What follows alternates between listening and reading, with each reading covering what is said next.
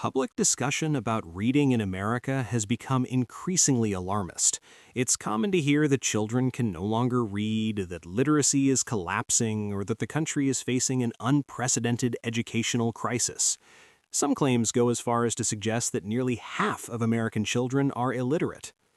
That claim is inaccurate, but dismissing it entirely would also miss the point. The real issue is not sudden collapse, it's long-term weakness, made worse by recent events and finally visible in the data. If you want a clear picture of American literacy, three figures matter. The first concerns elementary school students. Roughly 4 in 10 fourth graders fail to meet the benchmark labeled basic reading.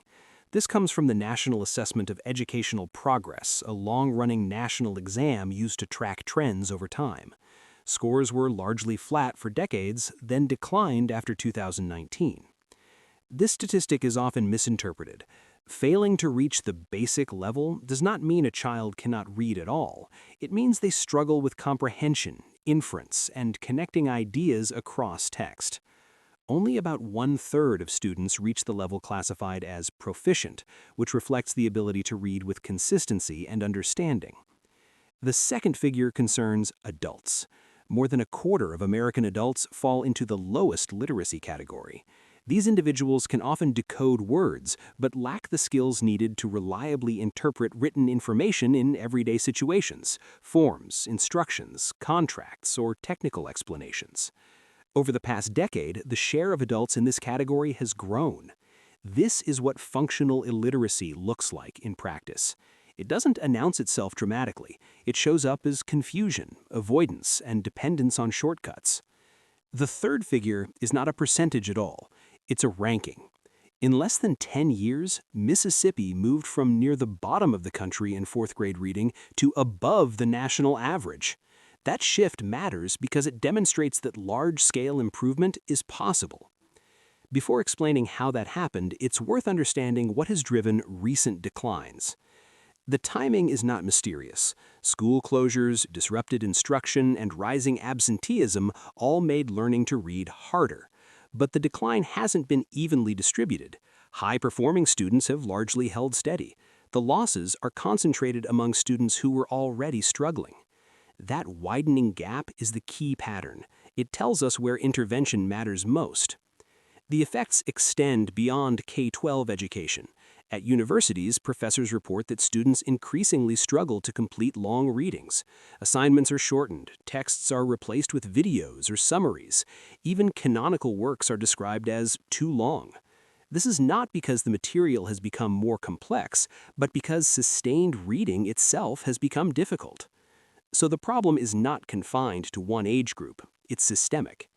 To understand why, we need to be precise about what reading actually involves. Reading is not just decoding words on a page.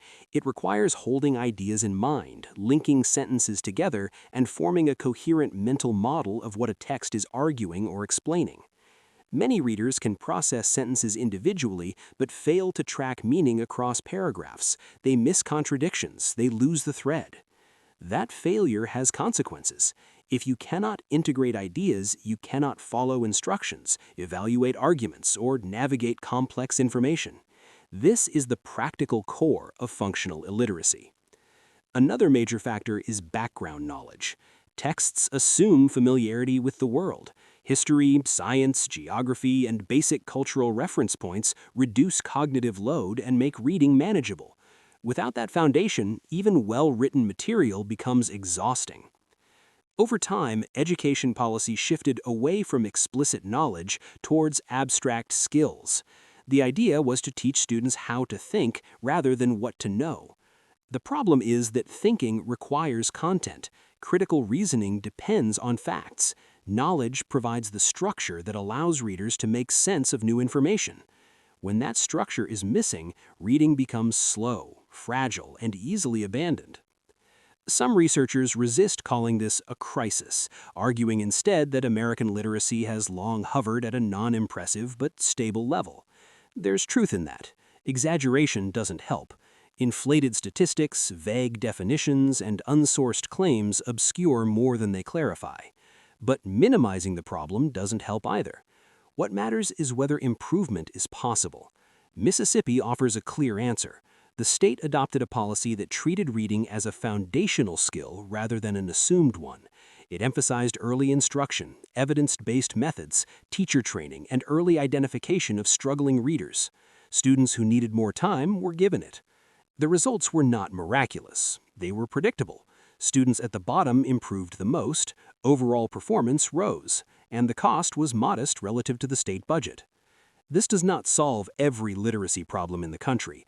Adults still struggle. Many people read less by choice. Higher education is still adapting to weaker preparation. But it demonstrates something essential. Literacy outcomes are not fixed. Decline is not inevitable, and improvement does not require panic, only clarity, evidence, and sustained attention.